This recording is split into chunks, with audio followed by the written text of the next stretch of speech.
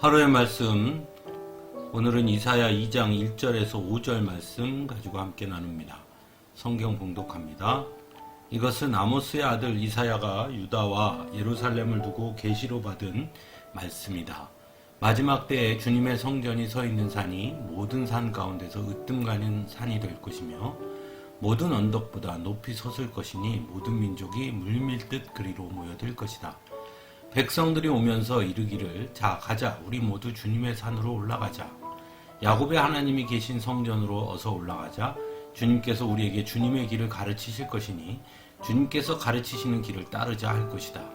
율법이 시온에서 나오며 주님의 말씀이 예루살렘에서 나온다. 주님께서 민족들 사이의 분쟁을 판결하시고 뭇 백성 사이의 갈등을 해결하실 것이니 그들이 칼을 쳐서 보습을 만들고 창을 쳐서 낫을 만들 것이며 나라와 나라가 칼을 들고 서로를 치지 않을 것이며 다시는 군사훈련도 하지 않을 것이다. 오너라 야곱 족속아 주님의 빛 가운데서 걸어가자. 아멘. 이스라엘 백성들이 가지고 있던 우월의식 중에 가장 대표적인 것이 바로 선민의식이죠. 즉 하나님께서 우리를 선택하셨다는 것입니다. 그러나 문제는 그 선민의식의 본질을 잘못 이해했다는 것입니다. 즉 하나님께서 우리를 택하셨다는 것을 곧 우리만 구원을 받는다고 이해한 것이죠. 하지만 하나님은 바로 이스라엘 백성들을 통해 구원의 은총이 온 세상에 전해지기를 원하셨습니다.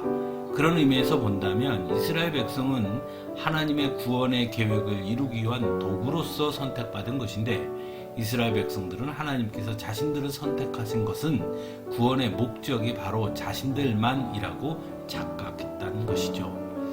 그래서 신약시대에 와서도 그들은 여전히 이방인들의 구원의 전제 조건으로 이스라엘화 되어야 한다고 주장한 것이고 그래서 할례를 강하게 주장했던 것이죠.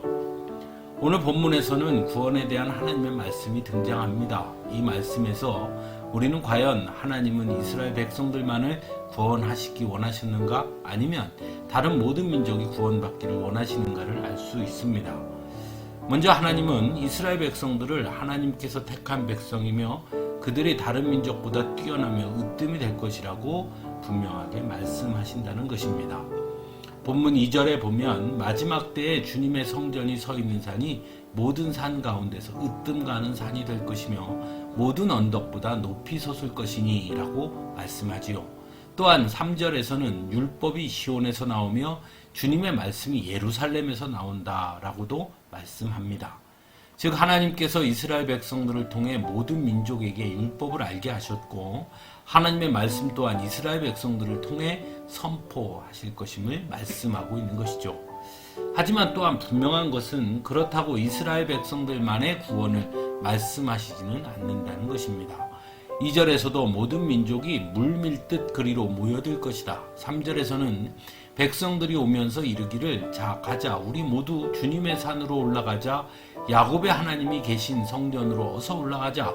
주님께서 우리에게 주님의 길을 가르치실 것이니 주님께서 가르치시는 길을 따르자 할 것이다 라고 말씀하므로 모든 민족이 예루살렘으로 시온으로 올 때 그들 역시 하나님의 말씀을 듣게 될 것이며 하나님의 구원의 은총을 입게 될 것이라고 말씀하고 있다는 것입니다. 물론 이 말씀에서 예루살렘과 시온에 와야 하나님의 구원의 은총을 입게 되는 것이니 이방인들에게 할례를 요구하듯이 이스라엘화하지 않으면 구원을 받을 수 없다고 주장하기도 하지만 분명한 것은 예수 그리스도를 통해 하나님은 모든 장벽과 담을 헐어내셨고 오직 믿기만 하면 구원을 받는다고 말씀하셨다는 사실입니다. 그러므로 예루살렘과 시온은 단순한 지역명이 아니라 바로 하나님의 말씀이 있는 곳, 구원의 은총이 베풀어지는 곳이라는 의미이고 그래서 곧 예수 그리스도를 의미한다고 볼 수 있다는 것이죠. 그래서 누구든지 예수 그리스도를 믿으면 예수 그리스도 앞에 나오면 구원을 받는다는 것입니다. 오늘날 매우 부정적인 이미지를 가진 말 중에 하나가 기득권이라는 말이 있습니다. 사실 기득권이라는 말은 자신이 이미 가지고 있는 권리를 말하는 것이죠. 그런 의미에서 본다면 부정적일 것이 없습니다. 그럼에도 부정적인 이미지를 가진 것은 곧 자신이 가진 기득권을 지키기 위해 다른 사람들의 기본적인 권한이나 권리까지 부정하려고 하기 때문일 것입니다. 하나님은 분명 이스라엘 백성들을 사랑하셨고 그래서 그들을 먼저 부르시고 택하셔서 하나님의 백성 삼아 주셨습니다.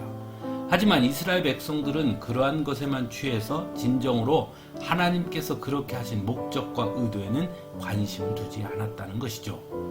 사랑하는 성도 여러분, 오늘 우리는 어떠한가요? 혹시 우리도 하나님께 받은 은혜를 우리의 기득권으로만 여기고 있지는 않습니까?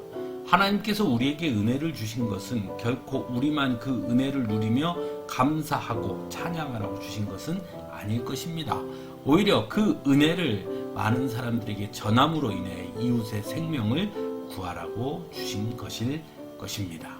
함께 기도하겠습니다.